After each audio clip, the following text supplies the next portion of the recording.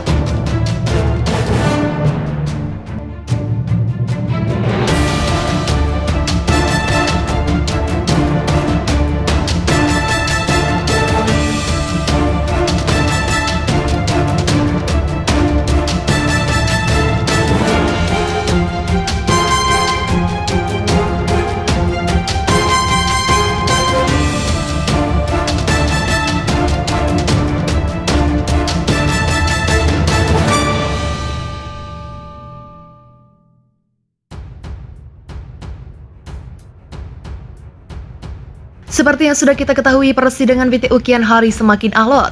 Pasalnya, persidangan ini melibatkan kedua kelompok yang sangat bersikeras mempertahankan pendapatnya masing-masing. Pihak Indonesia sendiri, khususnya Presiden Joko Widodo, tidak mau diintervensi oleh pihak manapun. Presiden Jokowi memang menjadi salah satu pimpinan asal Indonesia yang berani mengatakan tidak kepada elit global. Jokowi telah memberikan beberapa perlawanan terhadap pihak asing. Ia begitu jeli memanfaatkan peluang yang ada di dalam negeri, bahkan beberapa kebijakannya sampai membuat asing harus gigit jari karena gagal mengintervensi kekayaan alam Indonesia. Sebut saja gugatan nikel di WTO. Hal itu bermula ketika Presiden Joko Widodo menerapkan kebijakan larangan ekspor bagi komoditas mentah. Jokowi beranggapan jika tidak di-stop, maka hal tersebut hanya akan menguntungkan Uni Eropa.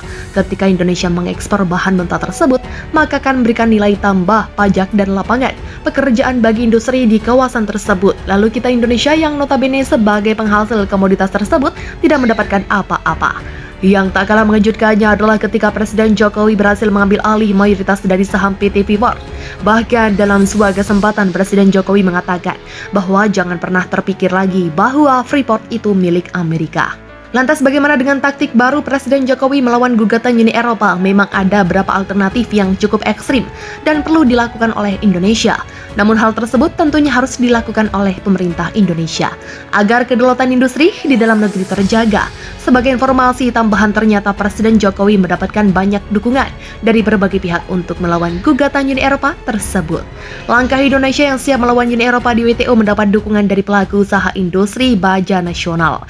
Hal itu menjadi sesuatu yang baik karena seluruh elemen di dalam negeri sepakat untuk melakukan hilirisasi industri. Maka dari itu, hilirisasi industri akan dijalankan dengan kompak pada seluruh elemen. Ada beberapa protes yang diajukan oleh pemerintah Indonesia ke WTO mengenai kebijakan perdagangan Uni Eropa yang mengenakan bea masuk anti-dumping dan bea masuk imbalan atas baja dan impor asal Indonesia. Sebagai langkah awal, pemerintah Indonesia telah mengajukan konsultasi kepada Badan Sengketa WTO.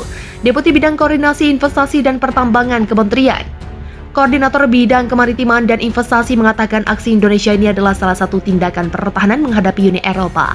Tren kita semakin maju. Kemarin di Eropa kita memasukkan gugatan ke WTO, jadi kita tidak hanya berdiam saja karena banyak negara berkembang yang sikapnya seperti itu. Menurut saya jangan didiamkan, kita harus menentang, kita gugat balik Uni Eropa.